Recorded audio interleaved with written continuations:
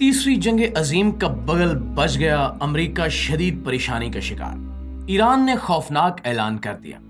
अस्सलाम वालेकुम नाज़रीन, दुनिया एक बार फिर तीसरी जंग अजीम के दहाने पर आ खड़ी हुई है और इस बार इस जंग के टलने के कोई आसार भी दिखाई नहीं देते। यहाँ तक कि दुनिया में मौजूद डूम्सडे क्लॉक पे भी जंग का वक्त सेट कर दिया गया है और डूम्सडे क्लॉक की घड़ियां 12 बजाने से चंद ही सेकंड पीछे हैं। आज की इस वीडियो में हम इस बारे में बात करने वाले हैं कि आखिर तीसरी जंग अजीम क्यों शुरू हो रही है और ईरान ने इसराइल के जवाबी हमले पर किस किस्म का हमला करने की धमकी दी है, जिसकी वजह से आलमी ताकतों की नींदें हराम हो चुकी हैं। इसके साथ साथ हम आपको यह भी बताने की कोशिश करेंगे कि डूम्सडे क्लॉक क्या है और इसका दुनिया के आलमी हालात से क्या ताल्लुक है। इसके साथ साथ हम दुनिया की मौजूदा जुग्राफियाई और सियासी पोजीशन के बारे में भी बात करेंगे और अंदाजा लगाने की कोशिश करेंगे कि अगर तीसरी जंग अजीम शुरू हो जाए तो कौन कौन सी आलमी ताकतें किस तरफ खड़ी होंगी और इस तीसरी जंग अजीम का अंजाम किस सूरत में दुनिया के सामने आएगा। नाज़रीन गिरामी, आपके इल्म में होगा कि कुछ दिन पहले इसराइल ने शाम के शहर दमिश्क में ईरानी सिफारत खाने पर अपने जदीद तरीन त्यारे F-35 के जरिए एक निहायत कामयाब हमला किया, जिसमें ईरानी फौज के तकरीबन 7 से ज्यादा जनरल मारे गए और इसके साथ साथ दर्जनों दूसरे अफराद भी अपनी जान से हाथ धो बैठे।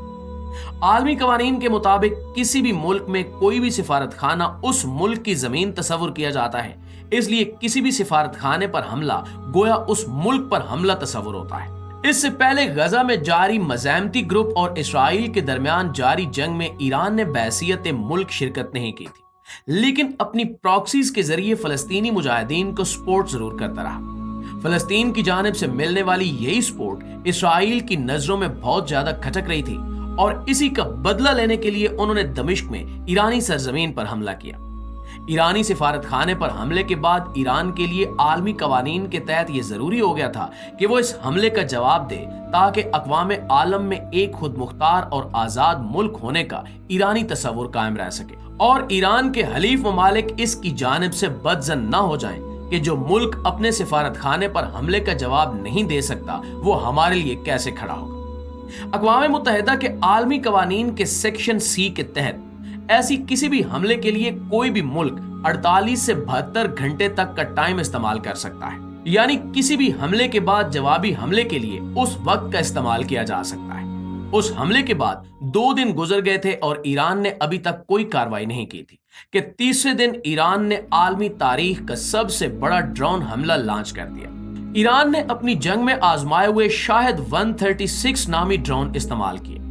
कुछ दिन कबल रात के वक्त जब यह हमला शुरू हुआ तो ईरान ने अपनी सरजमीन के साथ साथ लबनान, इराक और शाम में मौजूद अपनी प्रॉक्सीज के जरिए भी ये ड्रोन लॉन्च करवाए। यूं मजमूई तौर पर इन ड्रोन्स की तादाद 300 तक पहुंच गई, जो अब तक की इंसानी तारीख में किसी भी मुल्क की जानिब से किसी दूसरे मुल्क पे ड्रोन की मदद से किए जाने वाला सबसे बड़ा हमला है।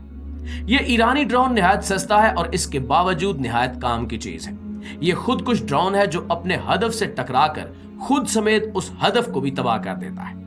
इन ड्रोन्स के सस्ता होने की वजह से ही इन्हें इतनी बड़ी तादाद में इस्तेमाल किया गया था और इसका मकसद किसी हदफ को निशाना बनाने से ज्यादा इसराइल के 6 लेयर्स पर मुश्तमिल जदीद तरीन एयर डिफेंस सिस्टम्स को चकमा देना और उन्हें ड्रोन्स की बारिश को रोकने में उलझा देना था। जब ये ड्रोन्स तकरीबन 8 घंटे बाद इसराइल में दाखिल होने वाले थे तो इनके पीछे पीछे ईरान ने तकरीबन 35 बैलिस्टिक मिसाइल और इतने ही क्रूज मिसाइल को भी लॉन्च कर दिया था ताकि ये मिसाइल एयर डिफेंस सिस्टम से बच कर निकल जाए, क्योंकि एयर डिफेंस सिस्टम उस वक्त ड्रोन्स के शिकार में मसरूफ था। ईरान की ये स्ट्रेटजी काफी कामयाब रही, हालांकि इसराइल के जदीद तरीन एयर डिफेंस सिस्टम्स ने इन 70 मिसाइलों में से भी अक्सर मिसाइल्स इंटरसेप्ट कर लिए थे। ईरानी दावे के मुताबिक इन मिसाइलों में से 15 मिसाइल्स अपने हदफ पर जाकर गिरे।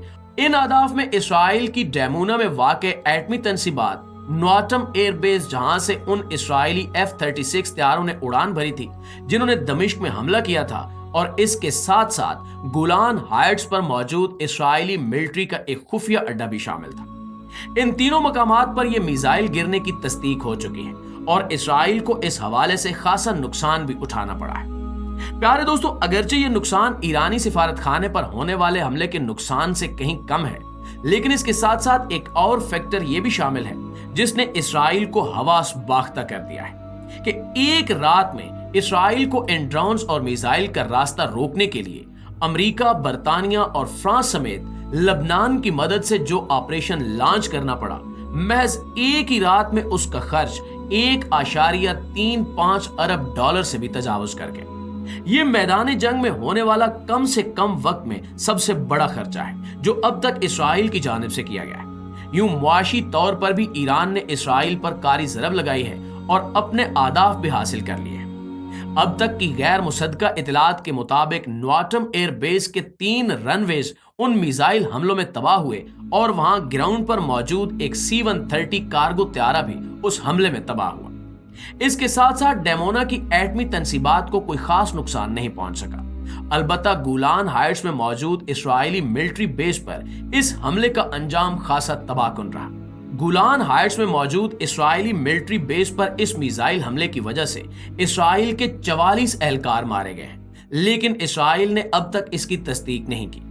दोस्तों, भले ही ईरान इस हमले के बाद अपने तमाम तर आदाफ हासिल करने में नाकाम रहा हो, लेकिन उसने कम से कम इसराइल के नाकाबिले शिकस्त होने का तस्वुर पारा पारा जरूर कर दिया है और दुनिया को बता दिया है कि इसराइल इतना ताकतवर मुल्क हरगिज नहीं है जितना उसे बनाकर पेश किया जाता है।